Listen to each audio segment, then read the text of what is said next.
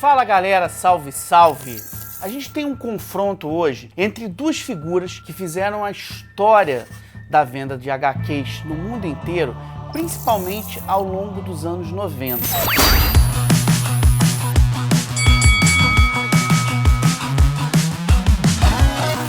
De um lado, a gente tem um crossover entre dois super-heróis que venderam milhões de exemplares. Do outro, a gente tem um supergrupo que virou uma espécie de signo das lutas antirracistas desde os anos 60, quando Stan Lee trouxe a cultura pop para um universo mais juvenil, aproximando as histórias em quadrinhos das lutas identitárias ali da geração Flower Power, do movimento hippie e de várias questões que transformaram o mundo dos anos 60. A batalha vai começar. De um lado, Deadpool e Wolverine de 2024, dirigido por Shawn Levy. Do outro, X-Men, o filme de Bryan Singer. Quem é que ganha o seu olhar? Pra gente entender os motivos dessa briga, a gente precisa entender uma transformação histórica que está acontecendo dentro do mercado cinematográfico. O grande pilar de sustentação da indústria audiovisual são os filmes de super-herói. Nesses últimos 24 anos, eu ainda puxaria um pouquinho mais, porque tudo começou lá em 1998 com Blade, o Caçador de Vampiros de Stephen Norton. Nada deu tanto dinheiro quanto os filmes de super-herói. Cadernos de Cinema, Cahiers do Cinema, é a revista mais importante da história do audiovisual. Então eu sempre tenho um caderninho Jandaia, comprado por R$5 para chamar de meu, que eu anoto aqui as minhas maluquices, as minhas trívias. A gente vai tirar várias informações aqui para o programa. Jean Baudrillard, num livro chamado A Transparência do Mal, diz o seguinte: nada desaparece pela escassez, desaparece pelo excesso. Os filmes de super-herói entraram numa entre-safra porque vieram demais, sem controle, sem um padrão, se pasteurizaram. Deadpool e Wolverine chega na indústria do audiovisual como uma espécie de salvação desse subgênero tão rentável, desse filão que manteve os exibidores com um sorriso de orelha a orelha. Só que esse mesmo filão deve parte da sua gênese ao sucesso que Bryan Singer alcançou 24 anos atrás com X-Men. O filme teve uma bilheteria estimada em 296 milhões. Para os padrões dos anos 2000, isso foi um estouro da boiada. O Wolverine foi apresentado a plateias que não são exatamente tão nerds, aquela que compra quadrinho na banca, aquela que acompanha desenhos animados. Hugh Jackman, ator australiano, ele se amalgamou completamente com o carcaju mais amado do mundo. O que é um carcaju? Carcaju é um animal que reside nas pradarias canadenses, cuja tradução do nome para o inglês é Wolverine.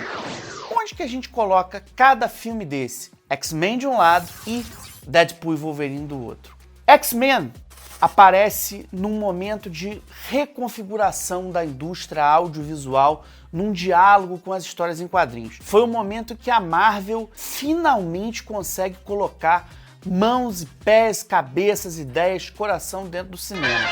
Nos anos 70, a Marvel tentou de todas as formas ter seu quinhão de luz na tela grande. Foi fracasso atrás de fracasso. Vi de uma adaptação lá em 78 do Doutor Estranho, que é assim, a Marvel teve seu espaço naquela época na televisão. Basta lembrar da famigerada série do Hulk com Bill Bixby e Lou Ferrigno. Famigerada entre aspas, né, que a gente adorava isso naquela época. Assim como a série do Homem-Aranha com Nick Hammond. Nos anos 90, ali, o James Cameron, realizador de O Exterminador do Futuro, chegou a pensar numa adaptação do Homem-Aranha com Leonardo DiCaprio no papel principal e Arnold Schwarzenegger como vilão. Isso acabou nunca saindo do papel, embora tenha sido um folclore de Hollywood aí esse projeto.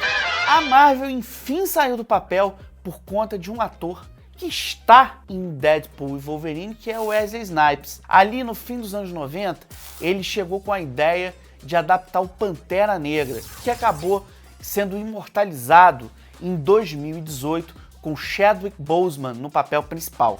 Wesley Snipes chegou lá na Marvel, tava na época bombado, ele vinha do Demolidor contra o Stallone, vinha de Passageiro 57, a Copa Volpe de melhor ator no Festival de Veneza, com Por Uma Noite Apenas. Chegou na Marvel, a Marvel falou assim, cara, o Pantera Negra é icônico demais, a Marvel tem um histórico muito azedo no cinema, mas se você quiser um outro personagem, a gente pode negociar. Um super-herói representativo das causas raciais, mesclado com o universo dos vampiros, que é o caso do Blade.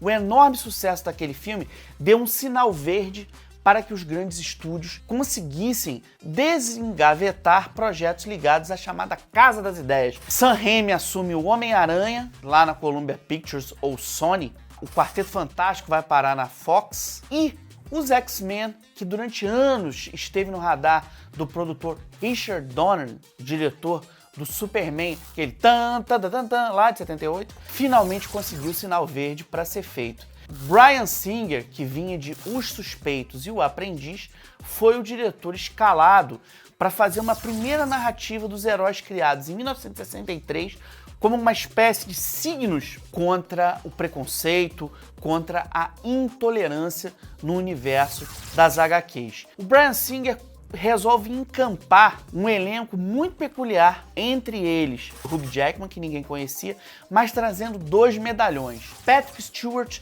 para viver o Professor Xavier e Sir Ian McKellen para viver o Magneto, o mestre do magnetismo. Halle Berry, que à época se destacava como uma atriz de peso para viver as Tempestade. Uma salada foi servida ao público e 296 milhões de dólares foi a receita desse projeto, que deflagrou uma leva de sequências igualmente bem-sucedidas. O Wolverine, e já havia feito sucesso nos desenhos animados, tem uma leva deles no Disney Plus, inclusive X-Men 97. Se você não viu, corre agora, acaba aqui o programa e corre pra ver. Já que X-Men deu certo lá em 2000, ora, por que não trazer de volta alguns heróis que fizeram aquela mitologia, principalmente o mito número 1, que é o Wolverine? O diretor Shawn Levy, que é o responsável por um monumento nerd que é Stranger Things, resolveu trazer o personagem mais irreverente da Marvel. Ryan Reynolds, ator canadense como Shawn Levy, muito orgulho de seu país, inclusive isso é uma piada no filme. O Deadpool, ele sempre foi visto como uma espécie de clone nevrálgico, nervoso do Homem-Aranha.